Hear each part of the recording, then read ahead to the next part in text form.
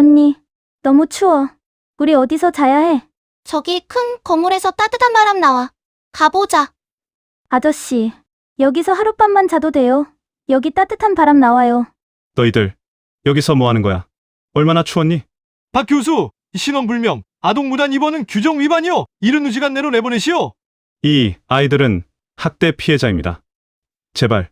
선생님, 우리 또 맞을까요? 아니야. 선생님이 꼭 지켜줄게. 약속해. 2024년 12월 서울에 폭설 경보가 내려진 밤이었습니다. 모두가 따뜻한 집으로 서둘러 돌아가던 그 시간, 병원 응급실 외벽 환풍구에서는 2명의 작은 생명이 떨고 있었습니다.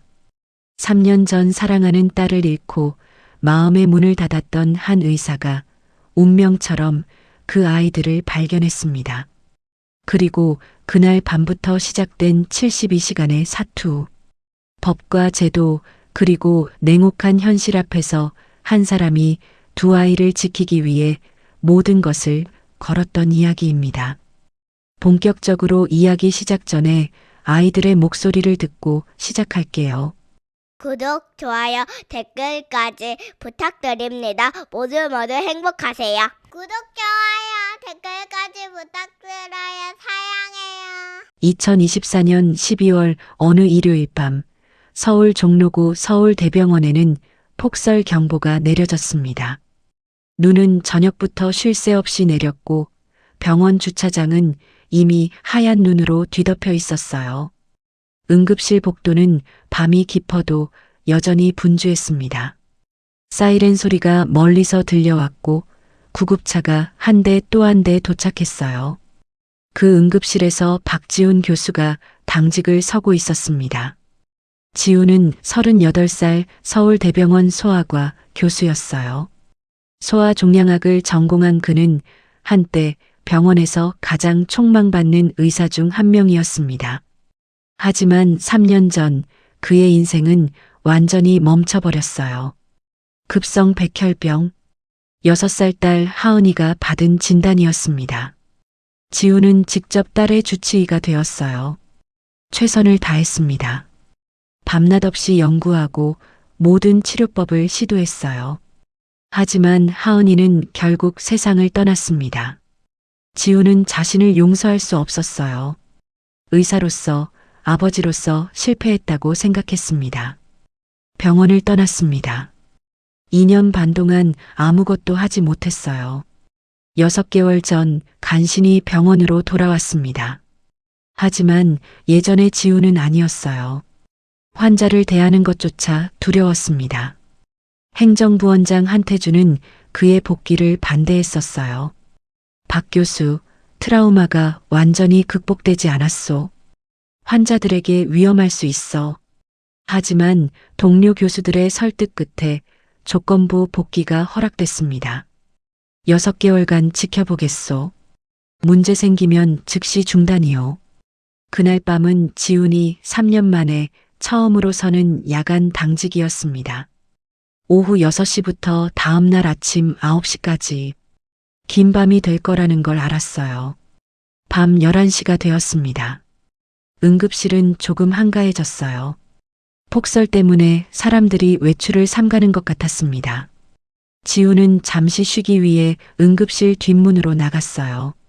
담배를 피우려는 게 아니었습니다. 그냥 바람을 쐬고 싶었어요. 문을 열자 차가운 바람이 얼굴을 때렸습니다. 눈은 여전히 내리고 있었어요. 응급실 뒷문 바로 옆 난방배기 덕트가 모여 있는 외벽에도 눈이 소복이 쌓여 있었습니다. 지훈은 담배 하나를 꺼내 입에 물었어요. 3년 전엔 담배를 피우지 않았습니다. 하은이가 죽고 나서 시작한 습관이었어요. 불을 붙이려는데 희미한 소리가 들렸습니다. 흐어? 흐어? 지훈은 담배를 내렸습니다. 귀를 기울였어요. 바람 소리일까요? 아니었습니다. 분명 사람 소리였어요. 흑, 언니. 아이의 울음소리였습니다. 지훈의 심장이 빠르게 뛰기 시작했어요. 소리가 나는 쪽으로 조심스럽게 걸어갔습니다. 병원 외벽을 따라 걸었어요. 눈이 쌓여서 발이 푹푹 빠졌습니다. 소리는 점점 가까워졌어요. 외벽 아래쪽 환풍구가 있는 부분이었습니다. 지우는 그제야 봤어요. 오래되어 녹슨 철망 사이로 하얀 입김이 새어나오는 걸. 응급실 난방 배기구였습니다. 실내의 따뜻한 공기가 밖으로 배출되는 곳이었어요. 지우는 무릎을 꿇고 철망에 귀를 가까이 댔습니다. 언니, 너무 추워. 조금만 참아. 여기가 제일 따뜻해. 아이들의 목소리였습니다. 지우는 손전등을 켰어요. 휴대폰 불빛을 철망 안쪽으로 비쳤습니다. 그리고 그는 숨이 멎는 줄 알았습니다. 좁은 환풍구 덕트 안에 2명의 작은 아이가 서로를 꼭 껴안고 떨고 있었던 거예요. 쌍둥이 여자아이들이었습니다. 아이들의 입술은 파랗게 질려 있었어요. 얼굴은 눈과 흙으로 범벅이 되어 있었고 옷은 너덜너덜했습니다. 너희들, 거기서 뭐하고 있니? 지훈의 목소리가 떨렸어요. 아이들은 불빛에 놀라 더 움츠러들었습니다. 아저씨, 여기서 하룻밤만 자도 돼요? 작은 아이가 떨리는 목소리로 물었어요. 여기, 따뜻한 바람 나와요. 지훈의 가슴이 무너졌습니다. 따뜻한 바람, 응급실에서 배출되는 난방 공기. 아이들은 그걸 찾아서 여기까지 온 거였어요. 영하 10도의 폭설 속에서 유일한 온기를 찾아서. 잠깐만 기다려. 아저씨가 꺼내줄게. 지우는 서둘러 녹슨 철망을 잡아당겼어요. 오래된 나사가 삐걱거리며 빠졌습니다. 철망을 떼어내자 따뜻한 바람이 얼굴을 스쳤어요. 지우는 환풍구 안으로 손을 뻗었습니다. 이리 와. 무섭지 않아. 선생님이야. 아이들은 주저했어요. 하지만 추위가 너무 견디기 힘들었던 것 같았습니다. 큰 아이가 먼저 손을 내밀었어요. 지우는 조심스럽게 아이의 손을 잡았습니다. 얼음장처럼 차가웠습니다. 아이를 밖으로 끌어냈어요. 이어서 작은 아이도 꺼냈습니다. 두 아이는 지훈 앞에서 부들부들 떨었어요. 지훈은 재빨리 입고 있던 가운을 벗어서 아이들을 감쌌습니다. 괜찮아. 이제 따뜻하게 해줄게. 그때 지훈의 눈에 뭔가가 보였어요. 아이들의 팔에 멍 자국이 있었습니다. 새로 생긴 것도 있었고 노랗게 변한 오래된 것도 있었어요. 손목에는 손톱 자국이 있었습니다. 누군가 세게 잡은 흔적이었어요. 지훈의 눈빛이 차갑게 변했습니다. 얼마나 추웠니? 많이 추웠어요. 작은 아이가 울먹이며 대답했어요. 지훈은 두 아이를 품에 안았습니다. 그리고 응급실을 향해 뛰기 시작했어요.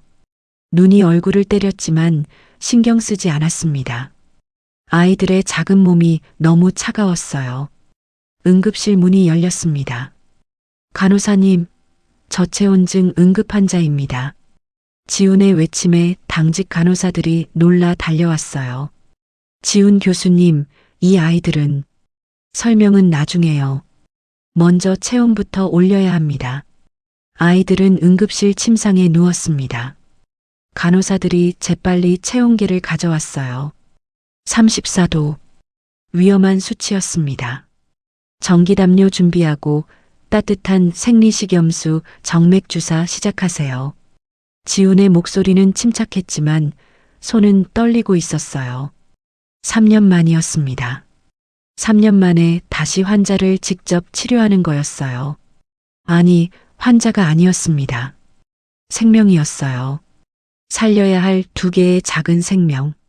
지훈은 청진기를 귀에 꽂았습니다. 큰 아이의 심장 소리를 들었어요. 약하지만 규칙적으로 뛰고 있었습니다. 괜찮을 거야. 금방 따뜻해질 거야. 지훈이 아이의 머리를 쓰다듬었어요. 그리고 그때 큰 아이가 눈을 떴습니다. 아저씨, 선생님이에요? 응, 선생님이야. 이제 안전해. 아이의 눈에서 눈물이 주르륵 흘러내렸어요. 지우는 알았습니다. 이 밤이 자신의 인생을 다시 한번 바꿀 거라는 걸. 다음 날 월요일 아침 7시 지우는 아이들 곁을 지키고 있었습니다. 밤새 체온은 서서히 올라갔어요. 36.5도까지 회복됐습니다. 아이들은 여전히 자고 있었어요. 지친 몸이 휴식을 요구하는 것 같았습니다. 지우는 밤사이 아이들의 몸을 자세히 검진했어요. 팔과 다리에 있는 멍 자국들, 등에 있는 긁힌 상처들, 손바닥에 박힌 굳은 살, 6살 아이의 손에 있을 리 없는 것들이었습니다. 지우는 사진을 찍었어요. 모든 상처를 기록했습니다. 의료진 누구도 묻지 않았어요. 다들 알고 있었습니다. 학대의 흔적이라는 걸. 오전 8시 지우는 응급실을 빠져나와 자판기 커피를 뽑았습니다. 3년 만에 첫 당직이었어요. 몸은 피곤했지만 마음은 이상하게 또렷했습니다. 박 교수, 뒤에서 낮고 무거운 목소리가 들렸어요. 지우는 돌아봤습니다. 한태준 행정부원장이 서 있었어요. 부원장님, 응급실에 신원불명 아동이 2명 입원해 있다고 들었소. 한태준의 목소리는 차갑고 형식적이었습니다. 네, 제가 발견했습니다. 환풍구에서. 환풍구? 한태준의 눈썹이 올라갔어요. 응급실 외벽 환풍구입니다. 폭설 속에서 떨고 있었어요. 저체온증이었습니다. 그래서 무단으로 입원시킨 겁니까? 응급 상황이었습니다. 치료가 시급했어요. 한태준은 한숨을 쉬었습니다. 박 교수, 규정을 아시지 않소? 신원불명 환자는 경찰에 먼저 신고해야 하오. 보호자 동의 없는 치료는 의료법 위반이요. 하지만은 없소. 이건 절차의 문제요. 한태준은 팔짱을 끼고 지훈을 내려다봤어요. 72시간. 수요일 오전 8시까지만 입원을 허용하겠소. 그 안에 보호자를 찾거나 아동보호기관에 인계하시오. 아이들 상태를 보셨습니까? 온몸에 학대 흔적이 있습니다. 그렇다면 더더욱 경찰에 신고해야 하는 거 아니오? 한태준의 논리는 명확했습니다. 지우는 할 말이 없었어요. 그리고 박 교수, 한태준이 한 걸음 다가왔습니다. 입원비는 어떻게 할 작정이오? 병원 예산으로는 불가능하오. 보호자도 없고 국가 지원도 아직 확정되지 않았소. 그건 개인이 부담하시겠소? 지우는 입술을 깨물었어요. CT와 MRI를 포함한 정밀검사, 입원 치료비까지 합치면 상당한 금액이 될 거였습니다. 각서 쓰시오. 입원비 개인 부담 각서. 그래야 행정적으로 문제가 없소. 알겠습니다. 72시간. 수요일 오전 8시까지요. 한태준은 그 말을 남기고 돌아섰어요. 지우는 자판기 앞에서 한참을 서 있었습니다. 72시간. 너무 짧은 시간이었어요. 오전 9시 아이들이 깨어났습니다. 지우는 침상 옆에 의자를 당겨 앉았어요.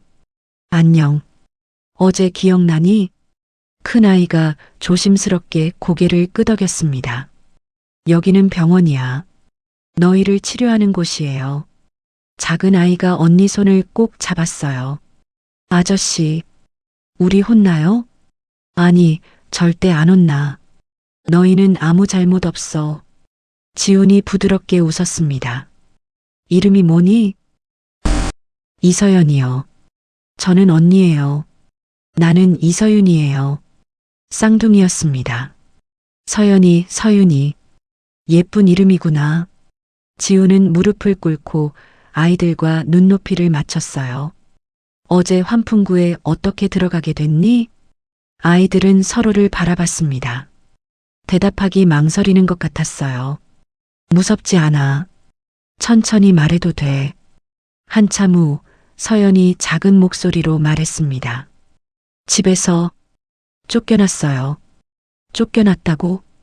추워서 죽을 것 같았어요. 그래서 큰 건물을 찾았어요.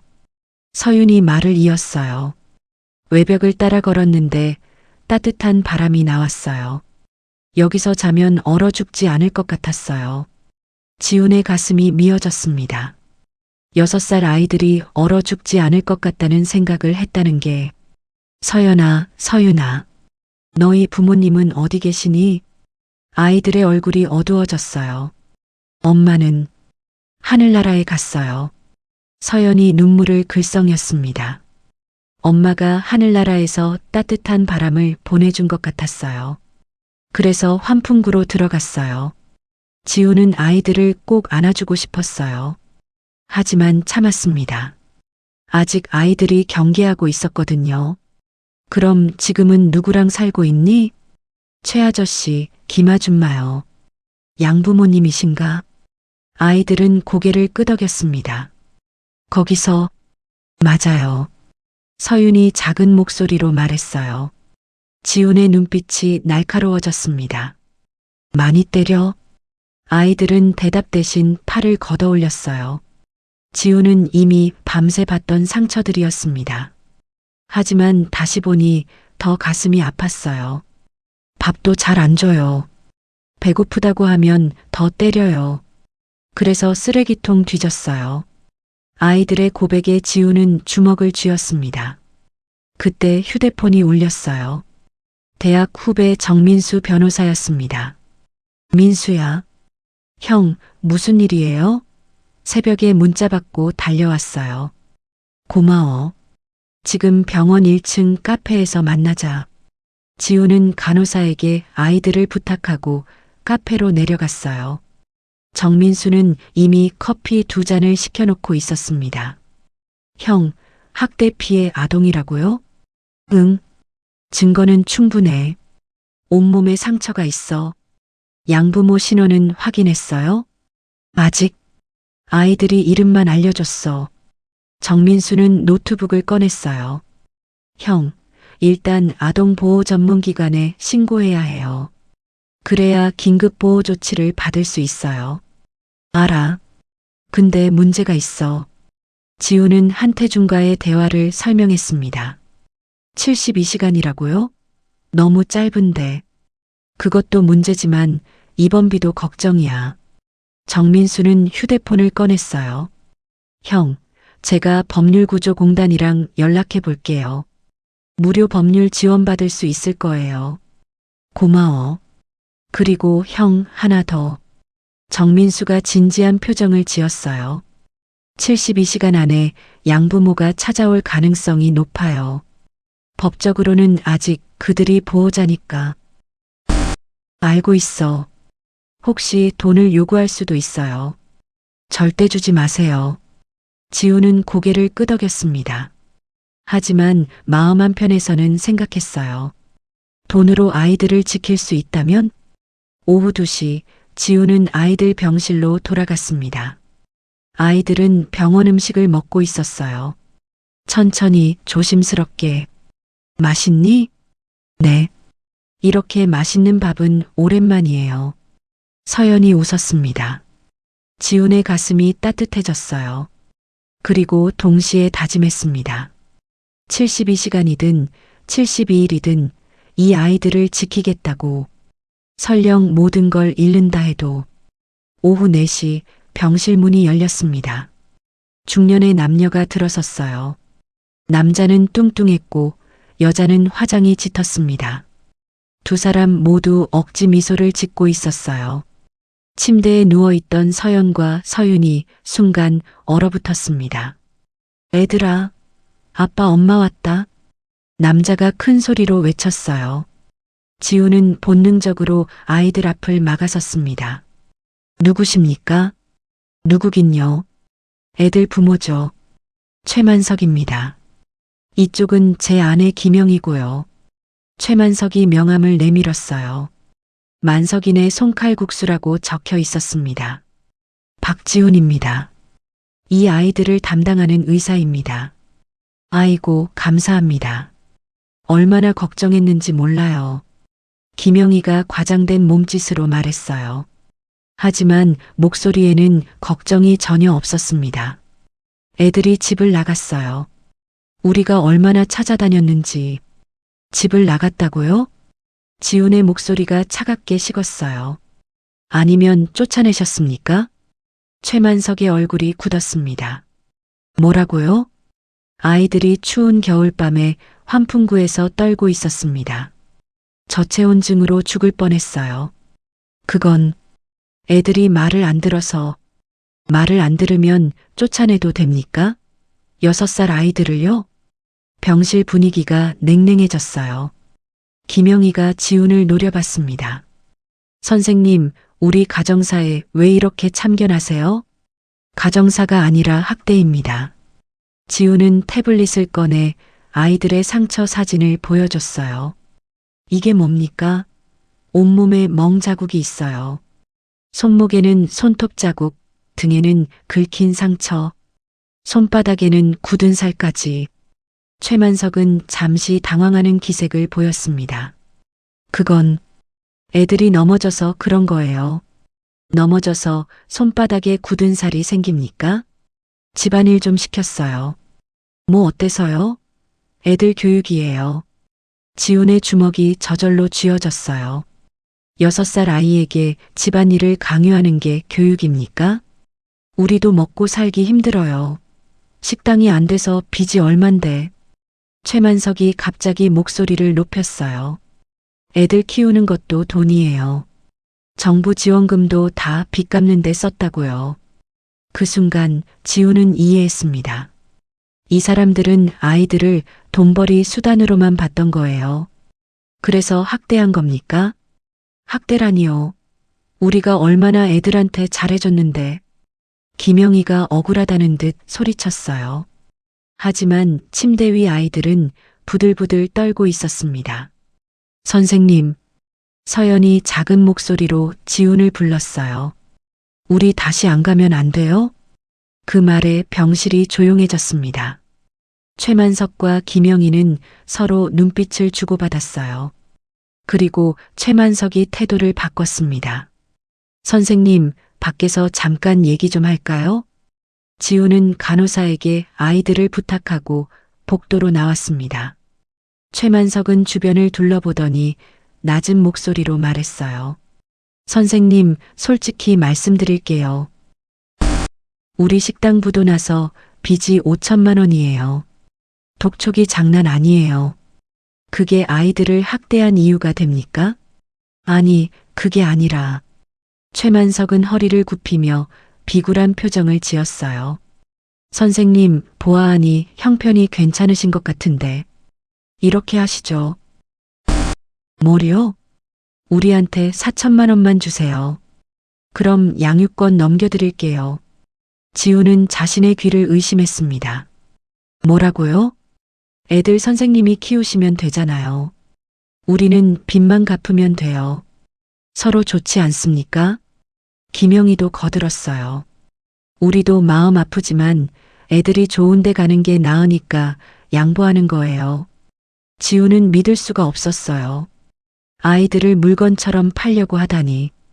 당신들, 정말. 지훈이 떨리는 목소리로 말하려는데 최만석이 끼어들었습니다. 생각해 보세요. 안 그러면 애들 우리가 데려갈 거예요. 법적으로 우린 보호자니까. 수요일 오전까지 답 주세요. 병원 규정이 72시간이라며요? 잘 됐네요. 최만석이 비죽 웃었어요. 그때까지 연락 없으면 우리가 다시 올 거예요. 그땐 경찰도 같이 데려올 거고요. 유괴죄로 고소할 수도 있어요. 우리 애들 무단으로 입원시켰잖아요. 김영희가 협박조로 말했습니다. 두 사람은 그 말을 남기고 돌아섰어요. 지훈은 복도에서 한참을 멍하니 서 있었습니다. 4천만 원. 그 돈이면 아이들을 지킬 수 있다고? 지훈은 휴대폰을 꺼내 통장 잔고를 확인했어요. 예금 1,200만 원. 전세금 3천만 원. 전세금을 빼도 1,000만 원이 부족했습니다. 지훈은 정민수에게 전화를 걸었어요. 형, 무슨 일이에요? 민수야. 양부모가 다녀갔어. 지우는 상황을 설명했습니다. 뭐라고요? 돈을 요구했다고요? 4천만 원이면 양육권을 넘긴대. 형, 절대 안 돼요. 그거 공갈이에요. 정민수의 목소리가 급해졌어요. 증거만 모으면 이길 수 있어요. 아이들 상처, 의료 기록, 제가 이웃 증언도 확보할 수 있어요. 하지만 72시간. 알아요. 시간이 부족하죠. 근데 돈 주면 그 사람들이 입을 다물 거예요. 증거 확보도 못하고요. 정민수가 차분하게 설득했어요. 형, 조금만 참아요. 제가 내일 당장 아동보호기관이랑 경찰에 연락할게요. 지우는 한숨을 쉬었습니다. 알았어. 민수야, 고마워. 전화를 끊고 병실로 돌아갔습니다. 아이들은 여전히 불안한 표정으로 지훈을 바라보고 있었어요. 선생님, 우리 다시 가야 돼요? 서윤이 울먹이며 물었습니다. 지훈은 무릎을 꿇고 아이들을 안아줬어요. 아니야. 절대 안 보낼 거야. 선생님이 꼭 지켜줄게. 정말요? 응. 약속해. 하지만 지훈의 마음 한편에는 불안이 자리 잡고 있었습니다. 72시간. 과연 그 안에 모든 걸 해결할 수 있을까? 밤 10시, 지훈은 병원 옥상 정원으로 올라갔어요. 추운 겨울바람이 얼굴을 스쳤습니다. 서울 야경이 한눈에 보였어요. 3년 전 하은이가 죽은 날 밤에도 여기 올라왔었습니다. 그때도 이렇게 추웠어요. 하은아.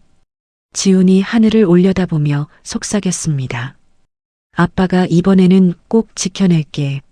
내가 보내준 아이들 같아. 응? 바람만이 대답했습니다. 지훈은 주먹을 꽉 쥐었어요.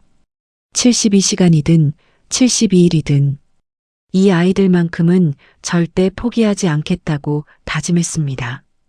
지훈은 눈을 감았습니다. 병원은 평소처럼 돌아가기 시작했습니다. 지훈은 아동보호 전문기관에 전화를 걸었어요.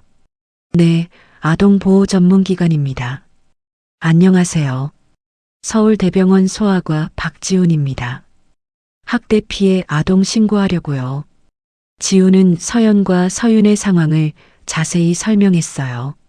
네, 일단 현장 조사를 나가겠습니다. 오늘 오후에 병원으로 갈게요. 감사합니다. 한 가지 더 여쭤볼게요. 긴급보호 조치는 얼마나 걸리나요?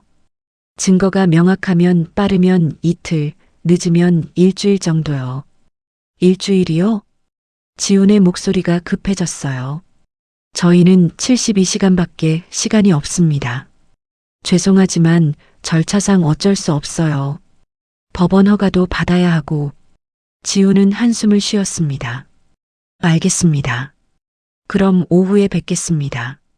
전화를 끊자마자 또 다른 전화가 왔어요. 한태준 부원장이었습니다. 박 교수, 지금 제 사무실로 오시오. 5분 후 지훈은 행정부원장실에 서 있었습니다. 한태준은 책상 뒤에 앉아 서류를 보고 있었어요. 앉으시오. 서서 듣겠습니다. 그럼 서서 들으시오.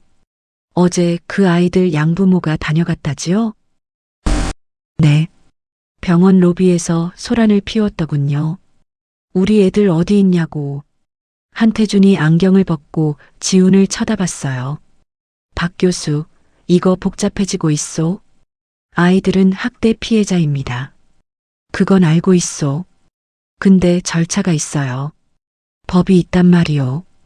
절차를 지키다가 아이들이 다시 학대당하면 어쩌십니까? 지훈의 목소리가 높아졌어요. 한태준은 한숨을 쉬었습니다. 박 교수, 나도 당신 마음 이해하오. 근데 병원 입장도 생각해야 하오. 병원 입장이요? 이게 언론에 나가면 어떻게 되겠소? 병원이 아동 무단 입원시켜 이런 식으로 나갈 거요.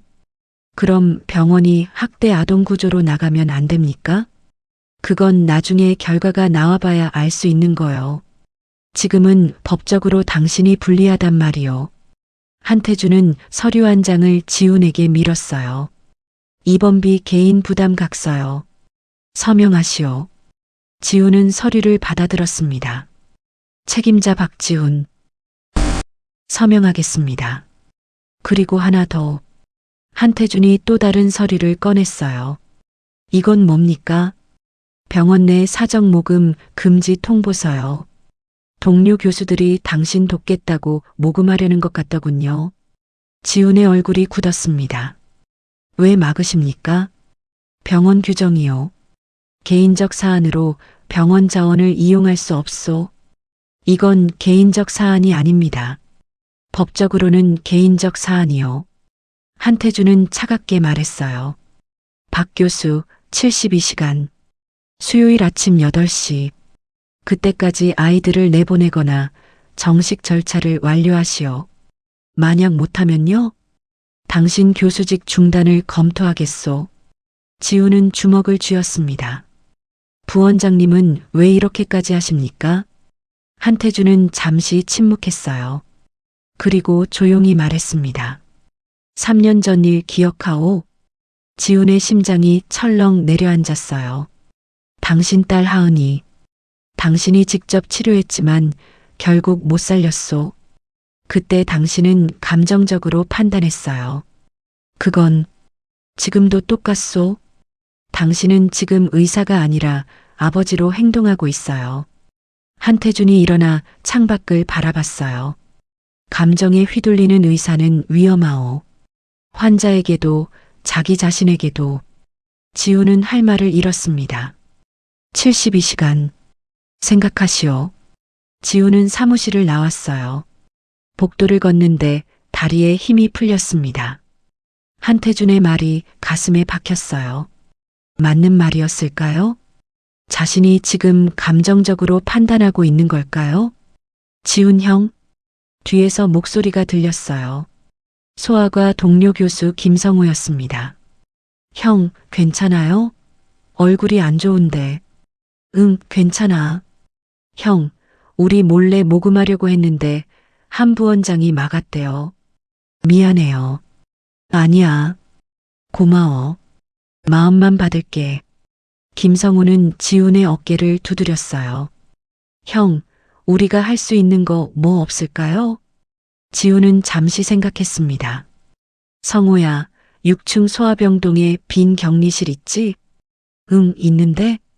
혹시 아이들 거기 옮길 수 있을까? 왜요? 한 부원장 눈을 피하려고. 김성우는 잠시 망설이다가 고개를 끄덕였어요. 알았어요. 제가 조용히 처리할게요. 고마워. 오후 3시 아동보호전문기관 직원이 병원에 도착했습니다. 30대 초반의 여자 상담사였어요. 안녕하세요. 최은영 상담사입니다. 박지훈입니다. 아이들은 이쪽입니다. 지훈은 최은영을 병실로 안내했어요. 서연과 서윤은 침대에 나란히 앉아 있었습니다. 안녕, 나는 은영 선생님이야. 너희 이야기 좀 들어도 될까? 최은영은 부드러운 목소리로 말했어요. 하지만 아이들은 고개를 숙인 채 대답하지 않았습니다. 무서워하지 않아도 돼. 선생님은 너희를 도와주려고 온 거야. 한참 후 서연이 작은 목소리로 말했어요. 저희 또 만나요? 최은영의 표정이 어두워졌습니다. 면담은 1시간 동안 진행됐어요. 아이들은 조금씩 마음을 열고 이야기했습니다. 최은영은 메모를 하며 고개를 끄덕였어요. 면담이 끝나고 최은영은 지훈과 따로 이야기했습니다. 교수님, 명백한 학대 사례입니다. 긴급 보호 조치 가능한가요? 신청은 하겠습니다. 근데 최은영이 난처한 표정을 지었어요. 문제가 있나요? 아이들이 증언을 거부하고 있어요. 무서워서요. 증거는 충분하지만 아이들 증언 없이는 법원 설득이 어려울 수 있어요. 지훈은 한숨을 쉬었습니다. 그럼 어떻게 해야 하나요? 시간을 주세요. 아이들과 신뢰를 쌓아야 해요. 시간이 72시간밖에 없습니다. 알고 있어요. 최선을 다해 볼게요. 최은영이 떠나고 지우는 병실로 돌아갔습니다. 아이들은 피곤한 표정으로 누워 있었어요. 선생님, 서윤이 지훈을 불렀습니다. 응? 우리 정말 안 가도 돼요? 지훈은 아이의 머리를 쓰다듬었어요. 안 가. 선생님이 지킬게. 하지만 지훈 자신도 확신이 없었습니다. 밤 10시, 지훈은 김성호의 도움으로 아이들을 6층 격리실로 조용히 옮겼어요. 형, 이거 걸리면 우리 둘 다 징계받아요. 알아. 미안해. 아니에요. 저도 아이들 지키고 싶어요. 병동 전산에 침상 이동 기록이 남았지만 김성호가 비밀리에 처리했습니다. 하지만 이런 일은 오래 숨길 수 없었어요. 지우는 알고 있었습니다. 시간이 얼마 남지 않았다는 걸. 화요일 오후 2시 한태준이 6층 소아병동에 나타났습니다. 간호사들이 수군거리는 소리를 듣고 찾아온 거였어요. 격리실이 어디요? 한태준의 목소리가 복도에 울렸습니다. 간호사들은 당황한 표정으로 서로를 바라봤어요. 물었소. 격리실이 어디냐고. 저쪽입니다. 한태준은 성큼성큼 걸어가 격리실 문을 열었어요. 안에는 지훈이 아이들과 함께 그림을 그리고 있었습니다. 박 교수. 지훈은 천천히 고개를 들었어요. 부원장님, 지금 뭐 하는 거요? 보시다시피 아이들과 놀이치료 중입니다. 한태준은 방 안을 둘러봤습니다. 크레파스와 도화지가 바닥에 널려 있었어요. 여기로 몰래 옮긴 거요? 대답하시오. 네, 제가 옮겼습니다. 한태준은 한숨을 쉬고 지훈에게 다가왔어요. 박 교수, 밖에서 이야기합시다. 두 사람은 복도로 나왔습니다. 한태준은 팔짱을 끼고 차갑게 말했어요. 당신 지금 병원 규정 위반하고 있는 거 아시오? 알고 있습니다. 그런데도 계속하겠다는 겁니까? 아이들을 지켜야 합니다. 한태준은 지훈을 한참 바라봤어요. 박 교수, 당신 지금 감정적으로 판단하고 있소. 감정적이 아닙니다. 이건 의사로서의 판단입니다. 의사로서의 판단? 한태준이 코웃음을 쳤어요. 당신 3년 전에도 그렇게 말했소. 하은이 치료할 때 지훈의 얼굴이 굳었습니다. 부원장님, 그 얘기는 당신은 의사가 아니라 아버지로 행동했소. 결과는 어땠소? 한태준의 말이 비수처럼 지훈의 가슴을 찔렀어요. 하은이는 결국 죽었소. 당신이 감정에 휘둘려서 판단을 그르쳤기 때문이요. 아닙니다. 지훈의 목소리가 떨렸어요. 저는 최선을 다했습니다. 최선은 부족했소. 객관성을 잃었기 때문이요. 한태준은 한 걸음 더 다가왔습니다. 그리고 지금도 똑같소. 당신은 저 아이들을 하은이로 보고 있어요. 구하지 못한 딸을 대신해서 저 아이들을 구하려는 거요. 그건 의사가 아니라 아버지의 마음이요. 위험한 거요. 지우는 할 말을 잃었습니다. 한태준의 말이 일부는 맞았어요. 하지만 전부는 아니었습니다. 부원장님, 지훈이 침착하게 말했어요. 맞습니다. 저는 하은이를 떠올립니다. 저 아이들을 볼 때마다요. 하지만 그게 잘못입니까? 제 경험이 저를 더 나은 의사로 만드는 거 아닙니까? 경험이 아니라 트라우마요. 트라우마든 경험이든 저는 저 아이들을 지킬 겁니다. 지훈의 눈빛이 단호했어요. 한태준은 한참을 지훈을 바라봤습니다. 박 교수, 내일 수요일 아침 8시까지 아이들을 내보내시오. 거부합니다. 그럼 당신 교수직을 중단하겠소. 그러십시오. 지훈은 주머니에서 편지 한 장을 꺼냈어요. 이미 작성했습니다. 사직서요. 한태준의 눈이 커졌습니다. 당신, 정말 그럴 작정이요? 저는 개인 자격으로 아이들을 돌보겠습니다. 병원과는 무관하게요. 지우는 사직서를 한태준에게 내밀었어요. 한태준은 사직서를 받지 않았습니다. 그저 지훈을 물끄러미 바라봤어요. 당신, 모든 걸 버릴 작정이요? 아이들이 더 중요합니다. 당신 집은? 생계는? 전세금 빼서 치료비 내겠습니다. 그리고 변호사 비용도요. 한태준은 한숨을 쉬었어요. 미친 사람이군. 네, 미쳤습니다. 지훈이 쓸쓸하게 웃었어요. 3년 전에 이미 미쳤어요. 이제 와서 하나 더 잃는 게 뭐가 두렵겠습니까? 한태준은 더 이상 할 말이 없었습니다. 돌아서서 떠나려다가 멈췄어요. 박 교수, 당신이 이기길 바라오. 한태준은 그 말을 남기고 사라졌습니다. 지우는 복도에서 한참을 서 있었어요. 손이 떨렸습니다. 방금 자신이 한 결정이 믿기지 않았어요. 교수직, 병원, 안정된 생활, 모든 걸 포기한 겁니다. 하지만 후회는 없었어요. 격리실로 돌아갔습니다. 서연과 서윤은 여전히 그림을 그리고 있었어요. 선생님, 이거 봐요. 서윤이 그림을 들어 올렸습니다. 세 사람이 손을 잡고 있는 그림이었어요. 우리 셋이에요. 선생님이랑 언니랑 저요.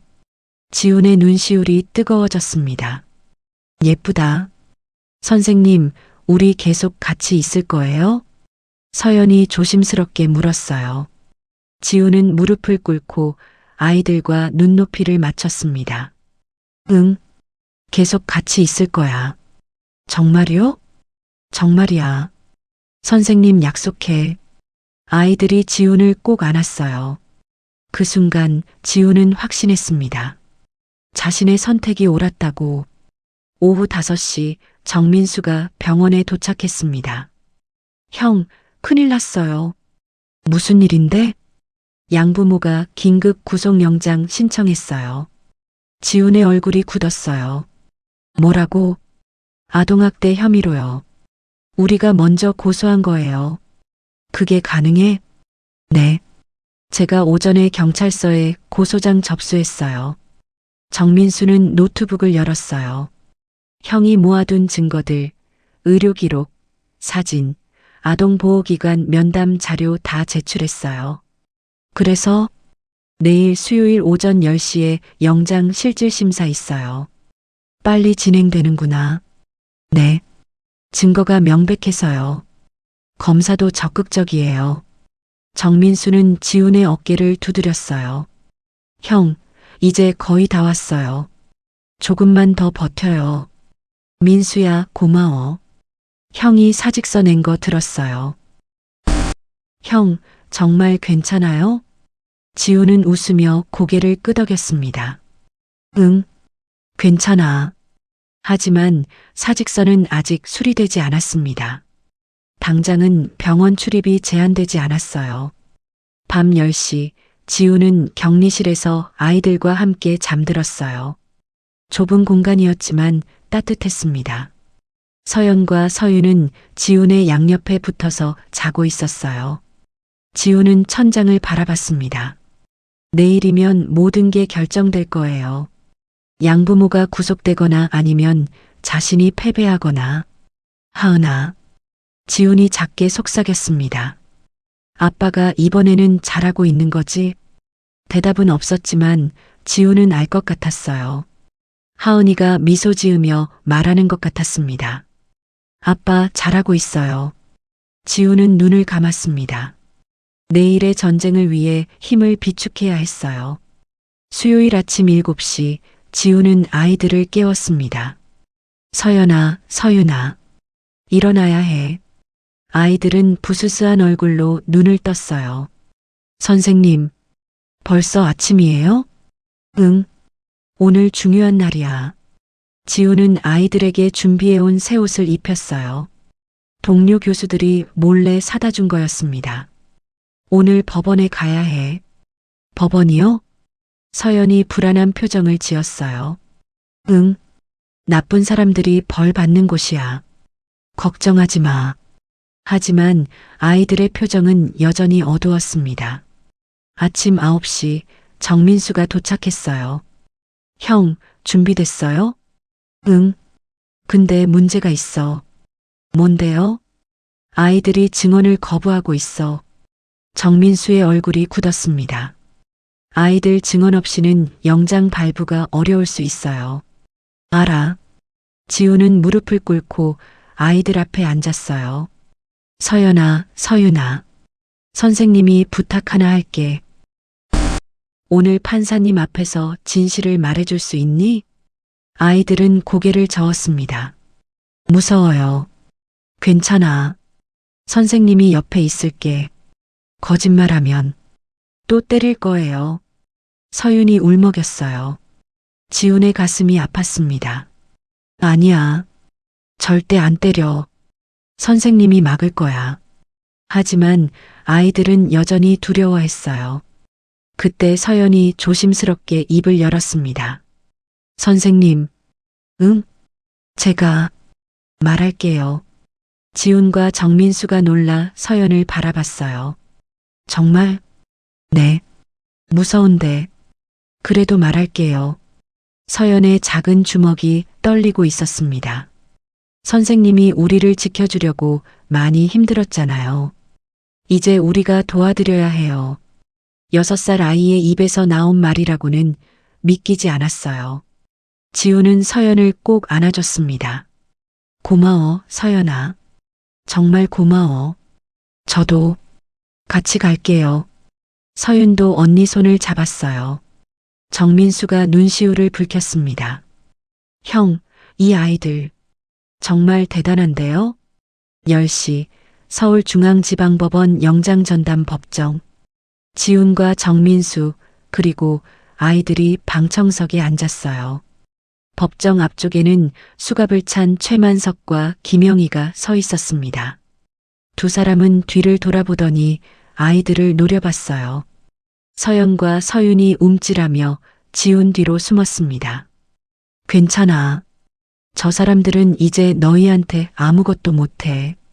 판사가 입장했습니다. 50대 초반의 남자 판사였어요. 피의자 최만석, 김영희. 아동학대 혐의로 긴급 구속영장이 청구되었습니다. 판사가 서류를 살피며 말했어요. 검사 측 입장 밝혀주십시오. 검사가 일어났습니다. 피의자들은 2년간 피해 아동을 지속적으로 학대했습니다. 증거는 명백합니다. 검사는 의료 기록과 사진들을 제출했어요. 온몸에 멍자국, 골절 흔적, 영양실조, 그리고 아동보호 전문기관의 면담 기록도 있습니다. 판사가 서류를 넘기며 인상을 찌푸렸어요. 변호인 측 입장은? 최만석의 변호사가 일어났습니다. 재판장님, 이는 과장된 혐의입니다. 피의자들도 어려운 형편에서 최선을 다해 아이들을 키웠습니다. 그래서 학대한 겁니까? 학대가 아니라 훈육이었습니다. 손바닥에 굳은 살이 생길 정도로 집안일을 시킨 게 훈육입니까? 판사의 목소리가 차가워졌어요.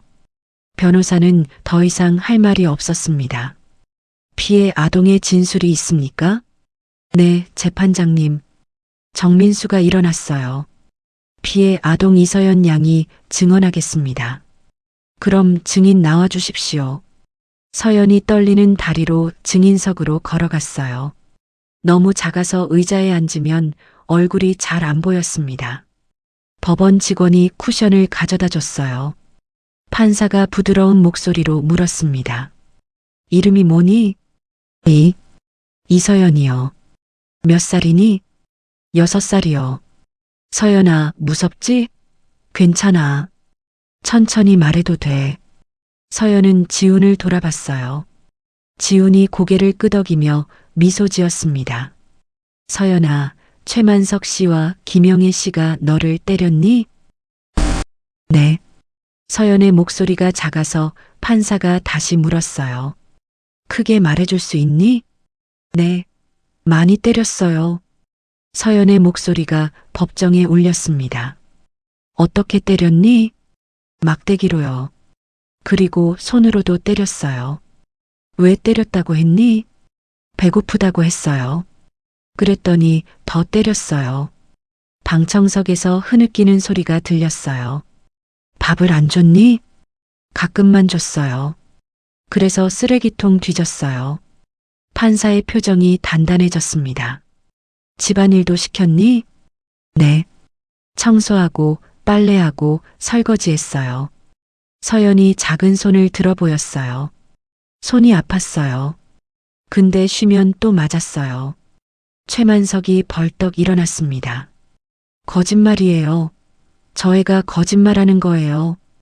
피의자는 조용히 하십시오. 판사가 망치를 두드렸어요. 서연아, 마지막으로 물을게.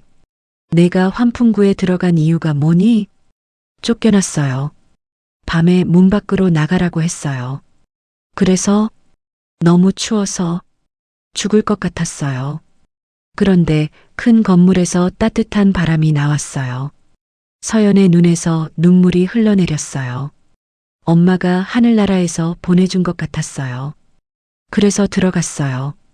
법정이 조용해졌습니다. 판사는 서류를 덮었어요. 알겠습니다. 증인은 돌아가도 됩니다. 서연은 증인석에서 내려와 지훈에게 달려왔어요. 지훈이 서연을 안아줬습니다. 잘했어, 서연아.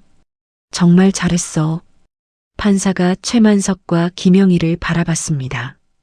피의자들의 행위는 명백한 아동학대입니다. 증거도 충분하고 피해 아동의 진술도 일관됩니다. 판사는 망치를 들었어요. 긴급 구속영장을 발부합니다. 쾅!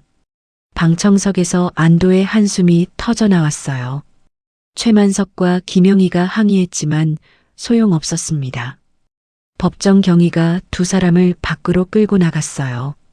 지우는 아이들을 꼭 안았습니다. 이제 끝났어. 이제 안전해. 서연과 서윤은 지훈의 품에서 울었어요. 하지만 이번에는 두려움의 눈물이 아니었습니다. 안도의 눈물이었어요. 법정을 나오는데 한태준이 서 있었습니다. 부원장님, 봤소. 당신이 이겼소. 한태준은 어색하게 웃었어요. 병원 이사회에서 결정했소. 치료비 전액 면제. 그리고 법률 지원도 하기로 했소. 정말입니까? 언론이 보도하기 시작했소. 병원이 학대 아동 구조라고. 이미지가 좋더군요. 한태준은 지훈의 사직서를 꺼냈어요. 그리고 그 자리에서 찢어버렸습니다. 복귀하시오. 병원이 당신을 필요로 하오. 지훈은 눈시울이 뜨거워졌습니다. 감사합니다, 부원장님. 감사는 무슨. 당신이 이긴 거요. 한태준은 돌아서며 마지막으로 말했어요. 그리고 박 교수. 네. 당신은 틀리지 않았소. 이 병원에 꼭 필요한 의사요. 한태준은 그 말을 남기고 사라졌습니다. 3개월이 흘렀습니다. 최만석과 김영희의 정식 재판이 열렸어요. 서울중앙지방법원 형사합의부. 법정은 방청객들로 가득했습니다. 언론사 기자들도 많이 와 있었어요. 지우는 서연, 서윤과 함께 방청석에 앉아 있었습니다. 아이들은 3개월 전보다 훨씬 건강해 보였어요. 볼에 살이 올랐고 얼굴에는 미소가 번졌습니다. 선생님, 저 무서워요. 서윤이 지훈의 손을 꼭 잡았어요. 괜찮아. 오늘이 마지막이야. 그 다음엔 우리끼리만 행복하게 살면 돼. 판사가 입장했습니다. 피고인 최만석, 김영희. 아동학대 치사상죄, 아동학대 범죄의 처벌 등에 관한 특례법 위반으로 기소되었습니다. 검사가 일어나 최종 의견을 진술했어요. 재판장님, 피고인들의 범행은 매우 악질적입니다. 2년간 지속적으로 아동을 학대했고 생명까지 위협했습니다. 검사는 증거 자료를 제시했습니다. 의료기록, 피해 아동 진술, 이웃 증언, 그리고 아동보호기관 조사 결과 모든 증거가 피고인들의 범행을 입증합니다. 구형 의견 말씀해 주십시오. 피고인 최만석과 김영희에게 각각 징역 2년을 구형합니다. 변호인이 일어났습니다. 재판장님, 피고인들도 경제적 어려움 속에서 어쩔 수 없었습니다. 선처를 부탁드립니다. 판사가 피고인들을 바라봤어요. 피고인들, 마지막으로 할 말 있습니까? 최만석이 일어났습니다. 재판장님, 저희가 잘못했습니다. 어떤 점이 잘못되었습니까? 애들을 너무 힘들게 했습니다. 김영희도 울먹이며 말했어요. 다시는 이런 일 없을 겁니다. 용서해 주세요. 하지만 그 말들은 진심으로 들리지 않았어요. 판사는 서류를 정리하고 판결문을 읽기 시작했습니다. 피고인들은 2년간 피해 아동들을 지속적으로 학대했습니다. 신체적 폭력뿐만 아니라 정서적 학대, 방임도 자행했습니다. 특히 한겨울에 아동들을 집 밖으로 내쫓아 생명을 위협한 행위는 용서받을 수 없습니다. 판사의 목소리가 단호했어요. 다만 피고인들이 잘못을 인정하고 피해 아동들이 현재 안정적으로 보호받고 있는 점을 참작합니다. 주문. 피고인 최만석에게 징역 1년 6개월을 선고합니다. 피고인 김영희에게 징역 1년 6개월을 선고합니다. 쾅! 판결이 내려졌습니다. 최만석과 김영희는 그 자리에 주저앉았어요. 법정을 나오며 최만석이 지훈을 향해 소리쳤습니다. 당신 때문이야. 다 당신 때문이라고. 하지만 지훈은 대꾸하지 않았어요. 그저 아이들의 손을 꼭 잡고 걸어나갔습니다. 법원 밖에는 봄바람이 불고 있었어요. 선생님, 이제 정말 끝난 거예요? 서연이 물었습니다. 응, 이제 정말 끝났어. 지훈은 무릎을 꿇고 아이들과 눈높이를 맞췄어요. 서연아, 서윤아. 이제부터는 행복한 일만 있을 거야. 정말이요? 정말이야. 선생님이 약속할게. 다음 날 지훈은 입양 신청서를 작성했습니다. 정민수가 옆에서 도와줬어요. 형, 이거 제출하면 가정법원에서 심사 시작할 거예요. 얼마나 걸려? 보통 6개월에서 1년이요. 형은 독신이라서 조금 더 까다로울 수 있어요. 알았어. 기다릴게. 하지만 입양 과정은 생각보다 순조롭지 않았어요. 첫 번째 가정법원 심사에서 탈락했습니다. 독신 남성의 여아 입양은 신중해야 합니다. 재혼을 고려하시는 게 어떻겠습니까? 담당 판사의 말에 지훈은 고개를 저었어요. 재혼은 생각하지 않습니다. 아이들만 있으면 됩니다. 하지만 제발 한 번만 기회를 주십시오. 지훈의 간절한 목소리에도 판사는 고개를 저었습니다. 죄송합니다. 다시 신청하십시오. 지훈은 좌절했어요. 하지만 동료들이 나섰습니다. 김성우 교수를 비롯한 소아과 의사들이 탄원서를 작성했어요.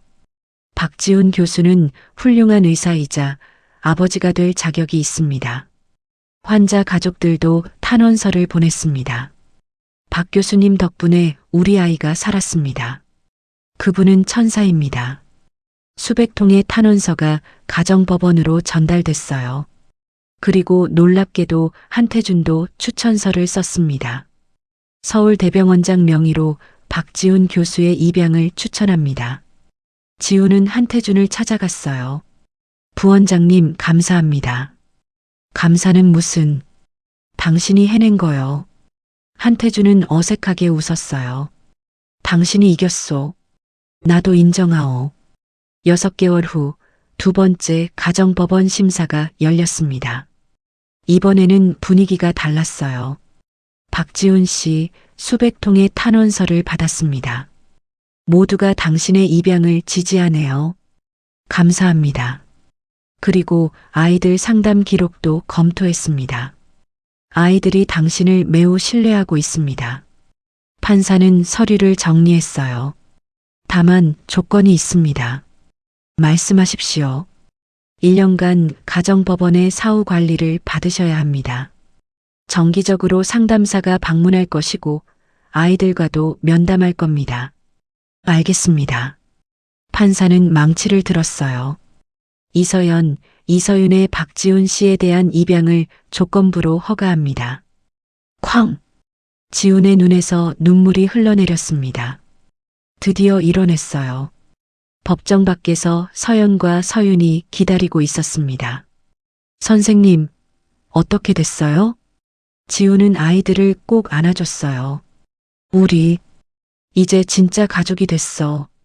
정말요? 응. 이제부터 너희는 박서연, 박서윤이야. 아이들은 서로를 바라보며 울음을 터뜨렸어요. 지훈도 함께 울었습니다. 3년 동안 얼어붙었던 마음이 드디어 녹는 것 같았어요. 1년이 흘렀습니다. 봄이 왔어요. 병원 정원에는 벚꽃이 만개했습니다. 지훈은 서연, 서윤과 함께 정원을 걷고 있었어요. 아빠, 저거 봐요. 꽃이 정말 예쁘다. 서윤이 벚꽃나무를 가리켰습니다. 그러게, 정말 예쁘다. 지훈은 아이들의 손을 잡고 걸었어요. 1년 전 환풍구에서 떨고 있던 그 아이들이 이제는 이렇게 밝게 웃고 있었습니다. 아빠, 오늘 뭐 먹을 거예요? 서연이는 뭐 먹고 싶어? 떡볶이요. 나는 치킨. 지훈은 웃으며 고개를 끄덕였어요. 그래, 둘 다 먹자. 벤치에 앉아 아이들과 함께 벚꽃을 바라봤습니다.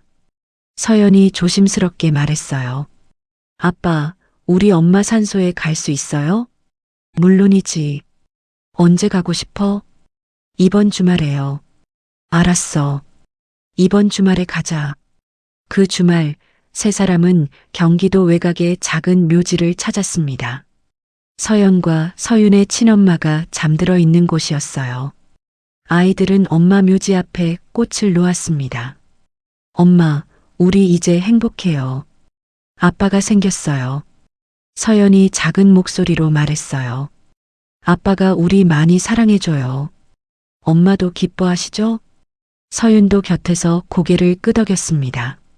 지훈도 묘지 앞에 무릎을 꿇었어요. 어머니, 잘 모시겠습니다. 평생 이 아이들을 지키겠습니다. 바람이 불었습니다. 따뜻한 봄바람이었어요. 지훈은 그 바람 속에서 아이들 엄마의 축복을 느꼈습니다. 다음 날 지훈은 아이들을 데리고 병원으로 갔어요. 응급실 외벽으로 향했습니다. 1년 전 아이들을 발견했던 환풍구였어요. 여기가 우리가 처음 만난 곳이지? 네, 아빠. 서연이 환풍구를 바라봤어요. 여기서 따뜻한 바람이 나왔었어요. 맞아. 그 바람 덕분에 너희를 찾을 수 있었어. 지훈은 주머니에서 작은 꽃다발을 꺼냈어요. 이거 여기 놓자. 고마운 마음으로. 세 사람은 환풍구 앞에 꽃을 놓았습니다. 고마워, 따뜻한 바람. 서윤이 작은 목소리로 인사했어요. 지훈은 아이들을 꼭 안아줬습니다. 여기가 우리 가족의 시작점이야. 잊지 말자. 네, 아빠. 그날 저녁 집으로 돌아와 저녁을 먹었어요. 지훈이 직접 만든 된장찌개와 밥이었습니다. 아빠, 오늘 요리 맛있어요. 그래, 다행이다. 식사를 마치고 거실에 모여 앉았어요. TV에서는 뉴스가 나오고 있었습니다. 오늘 서울대병원에서 아동학대 예방 캠페인이 열렸습니다. 박지훈 교수가. 지훈은 채널을 돌렸어요. 아빠 나왔는데. 그건 안 봐도 돼. 우리끼리 시간이 더 중요해. 서연과 서윤은 지훈 양옆에 앉았어요. 아빠, 이야기 해줘요. 무슨 이야기? 아빠 딸 이야기요. 하은 언니. 지훈은 잠시 멈췄습니다. 예전에는 하은이 이야기를 하면 가슴이 아팠어요. 하지만 이제는 달랐습니다. 하은이는 참 착한 아이였어. 너희처럼. 어떻게 착했어요? 항상 웃었지. 아프면서도 아빠를 걱정했어. 지훈의 눈시울이 촉촉해졌어요. 하은이가 하늘나라 가기 전에 말했어. 아빠, 울지 마. 나 괜찮아. 그렇게 말했지. 서연과 서유는 조용히 들었어요. 아빠, 하은 언니가 우리 보고 있을까요? 그럼. 분명히 보고 있을 거야. 그리고 웃고 있을 거야. 왜요? 아빠가 행복해졌으니까. 너희 덕분에. 지우는 아이들을 꼭 안아줬습니다.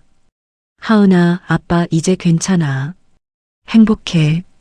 고마워. 그날 밤 아이들을 재우고 지우는 서재로 갔어요. 책상 위에는 하은이 사진이 놓여 있었습니다. 지우는 사진을 집어들고 오랫동안 바라봤어요. 하은아, 아빠가 내 동생들 잘 키우고 있지? 사진 속 하은이가 웃고 있었습니다. 고마워, 하은아. 서연이랑 서윤이 보내줘서 아빠는 이제 다시 살 수 있어. 지우는 사진을 가슴에 안았어요. 눈물이 흘렀지만 이번에는 슬픔의 눈물이 아니었습니다. 감사의 눈물이었어요. 다음 날 아침 지우는 병원으로 출근했습니다. 소아과 병동에는 오늘도 환자들이 가득했어요. 박 교수님, 오늘 외래 환자 많아요. 간호사가 차트를 건넸습니다. 알겠습니다. 시작하죠. 진료실 문이 열렸어요. 5살쯤 되어 보이는 여자아이가 엄마 손을 잡고 들어왔습니다. 안녕하세요, 교수님. 저희 딸이 자꾸 열이 나서요. 지우는 아이를 진찰하기 시작했어요. 청진기를 대고 목을 살피고 배를 눌러봤습니다. 감기인 것 같네요. 약 처방해 드릴게요. 감사합니다, 교수님. 엄마가 안도의 한숨을 쉬었어요. 진료를 마치고 다음 환자를 불렀습니다. 하루가 빠르게 지나갔어요. 저녁 6시 퇴근 시간이 되었습니다. 지우는 가방을 챙기고 병원을 나섰어요. 주차장으로 가는데 휴대폰이 울렸습니다. 아빠. 서연의 목소리였어요. 응, 서연아. 아빠 지금 퇴근하는 중이야. 아빠, 빨리 와요. 우리 깜짝 파티 준비했어요. 깜짝 파티? 응. 오늘 아빠 생일이잖아요. 지우는 깜짝 놀랐어요. 자신의 생일을 까먹고 있었던 겁니다. 아이고, 우리 딸들이 기억하고 있었네. 금방 갈게. 서둘러요, 아빠. 전화를 끊고 지우는 웃으며 차에 올랐습니다. 집으로 향하는 길, 창밖으로 석양이 보였어요. 따뜻한 봄날의 석양이었습니다. 지우는 생각했어요. 1년 전 자신은 죽은 듯 살고 있었습니다. 하지만 이제는 달랐어요. 매일 아침 일어나는 게 기대됐습니다. 아이들의 웃음소리를 듣는 게 행복했어요. 환풍구에서 떨고 있던 그 작은 생명들이 자신을 다시 살려준 거였습니다. 집에 도착했어요. 현관문을 열자 깜깜했습니다. 서연아? 서윤아? 불이 켜졌어요. 생일 축하해요. 서연과 서윤이 케이크를 들고 서 있었습니다. 케이크 위에는 촛불이 타오르고 있었어요. 아빠, 소원 빌어요. 지우는 눈을 감았습니다. 이 행복이 계속되길. 촛불을 불었어요. 아이들이 박수를 쳤습니다. 아빠, 우리가 케이크 만들었어요. 정말? 우와, 대단한데. 케이크는 조금 삐뚤었지만 정성이 가득했어요. 세 사람은 케이크를 나눠 먹었습니다. 아빠, 선물도 있어요. 서연이 작은 상자를 내밀었어요. 지우는 상자를 열었습니다. 안에는 아이들이 직접 그린 그림이 들어 있었어요. 세 사람이 손을 잡고 웃고 있는 그림이었습니다. 그림 위에는 이렇게 쓰여 있었어요. 우리 가족. 사랑해요, 아빠. 지훈의 눈에서 눈물이 주르륵 흘러내렸습니다. 고마워, 서연아, 서윤아. 아빠가 세상에서 제일 행복해. 아이들도 아빠를 꼭 안아줬어요. 그날 밤 아이들을 재우고 지우는 발코니로 나갔습니다. 하늘에는 별이 가득했어요. 지우는 별을 바라보며 속삭였습니다. 하은아, 봤니? 아빠 생일 파티. 서연이랑 서윤이가 케이크도 만들어줬어. 아빠는 이제 괜찮아. 정말 행복해. 바람이 불었습니다. 따뜻한 봄바람이었어요. 지우는 그 바람 속에서 하은이의 목소리를 들은 것 같았습니다. 아빠, 축하해. 사랑해. 지우는 미소 지었어요. 나도 사랑해, 하은아. 그리고 고마워. 멀리서 병원 건물이 보였습니다. 1년 전 그곳 환풍구에서 모든 게 시작됐어요. 폭설 속에서 떨고 있던 두 작은 생명. 그리고 그들을 구한 한 의사. 아니, 사실은 반대였는지도 몰라요. 그 아이들이 지훈을 구한 거였습니다. 얼어붙은 심장을 녹여준 거였어요. 다시 살 이유를 준 거였습니다. 지훈은 하늘을 올려다봤어요. 감사합니다. 이 행복을 주셔서. 별들이 반짝였습니다. 마치 대답하는 것처럼. 지훈은 집 안으로 들어갔어요. 아이들이 자는 방문을 살짝 열어봤습니다. 서연과 서윤은 나란히 누워 평화롭게 자고 있었어요. 지훈은 두 아이의 이불을 덮어주고 이마에 키스했습니다. 잘 자, 우리 딸들. 아빠가 평생 지켜줄게. 방문을 닫고 거실로 나왔어요. 소파에 앉아 창밖을 바라봤습니다. 봄날의 밤은 따뜻했어요. 그리고 지훈의 마음도 따뜻했습니다. 3년 동안의 추운 겨울이 지나고 드디어 봄이 온 거였어요. 폭설은 그쳤고 환풍구는 더 이상 필요 없었습니다. 이제는 따뜻한 집이 있었으니까요. 사랑하는 가족이 있었으니까요. 지훈은 조용히 미소 지었습니다. 우리 앞으로 행복하게 살자. 영원히. 그렇게 긴 겨울이 끝나고 새로운 봄이 시작되었습니다. 오늘 이야기 어떠셨나요? 폭설 속 환풍구에서 시작된 작은 기적, 그리고 상처받은 영혼들이 서로를 치유하며 가족이 되어가는 과정이 여러분의 마음에 따뜻하게 전해졌기를 바랍니다. 어디에서 이 이야기를 듣고 계신지, 그리고 어떤 장면이 가장 기억에 남으시는지 댓글로 나눠주세요. 구독과 좋아요 한번 눌러주시면 오늘 하루 여러분께 따뜻한 행운과 행복이 함께할 거예요. 긴 이야기 끝까지 함께해 주셔서 진심으로 감사드립니다.